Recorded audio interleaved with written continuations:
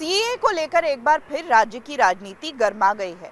2 दिन पहले लोकसभा चुनाव के ठीक पहले पार्टी के नेताओं के साथ मंथन करने पहुंचे गृह मंत्री अमित शाह ने ये कहा कि सीएए धरातल की सच्चाई बनकर रहेगा, लागू होकर रहेगा।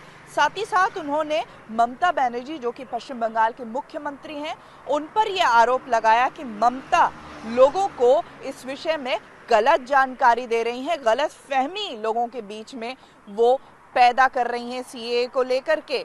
और आज मुख्यमंत्री ममता बनर्जी जब वो उत्तर 24 परगना के चाकला इलाके में पहुंची, जहां पर उत्तर 24 परगना आपको बता दें कि कलकत्ता से सटा हुआ वो जिला है जहां पर मतुआ संप्रदाय के लोग बड़ी संख्या में रहते हैं, निर्णायक भूमिका में होते हैं जब भी चुनाव वहां पर होता है।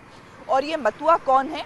मतुआ संप्रदाय वो है जो बांग्लादेश से वहाँ पर जब 70 के दशक में ख़ास तौर पर अत्याचार हो रहे थे तो वहाँ से शरणार्थी होकर के पश्चिम बंगाल लौटा था।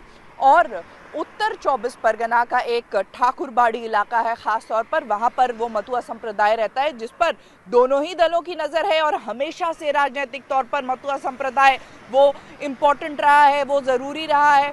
ममता बनर्जी भी शुरू से कोशिश करती रही हैं। बोडो माँ जो कि मतुआ संप्रदाय की एक लीडर कह सकते हैं वो थी, उनसे अक्सर मिलने जाया करती थी। लेकिन उसके बाद अब मतुआ संप्रदाय ख़ास तौर पर भाजपा का वोट बैंक है, जिसमें लगातार जो है वो सीएए को लेकर के बात होती रही है। और जो मतुआ संप्रदाय के लोग हैं वो भाजपा के साथ इस विषय पर रहते रहे हैं और वोट करते रहे हैं। और इसी कारण गृह मंत्री अमित शाह जब यहाँ पर आए तो उन्होंने ये कहा कि सीएए लागू होकर रहेगा।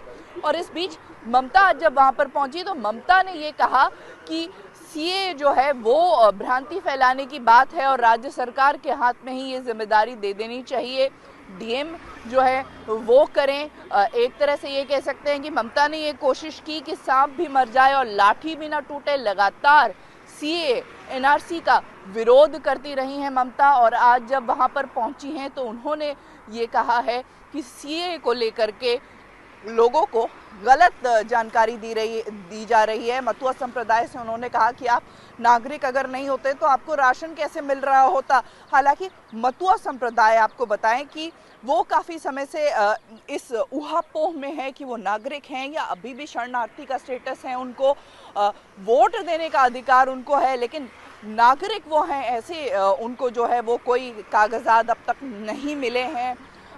इसे लेकर के लंबे समय से मतुआ संप्रदाय में कहीं ना कहीं ये नाराज़गी भी रही है कि अगर सीएए की बात हुई है तो अभी तक वो लागू क्यों नहीं हो सका है।